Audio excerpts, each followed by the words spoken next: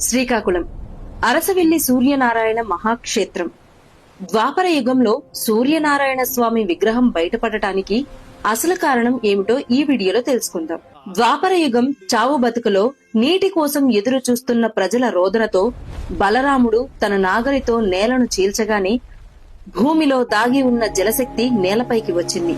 అదే నేటి మన నాగావళి నది. ఆ పవిత్ర ప్రవాహం పక్కనే ఈ నేలను రక్షించేందుకు శివుడు ఇక్కడే నిలవాలని బలరాముడు ప్రార్థించాడు. దేవతలంతా చేరి ఉమారుద్ర కోటిలింగేశ్వరుని ప్రతిష్ఠించారు.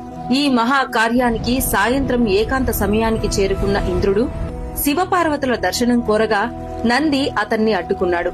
అవమానంతో మండిపోయిన ఇంద్రుడు దూసుకెళ్లగా నంది ఒక్క కొమ్ముతో అతన్ని ఆకాశంలోకి విసిరేశాడు. ఇంద్రుడు రక్తమోడుతూ నేలపై కూలిపోయాడు. అప్పుడు ఒక అగ్నిజ్యోతి అతని ముందుకు ప్రత్యక్షమైంది. అది సూర్యుడు. కలియుగంలో భూమిని రక్షించేందుకు నేను ఇక్కడే కొలువవుతాను అని సూర్యుడు చెప్పాడు.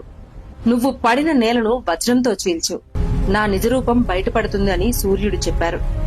ఇంద్రుడు వజ్రాయుధంతో నేలను కొట్టగానే భూమి హృదయం పగిలిపోయింది.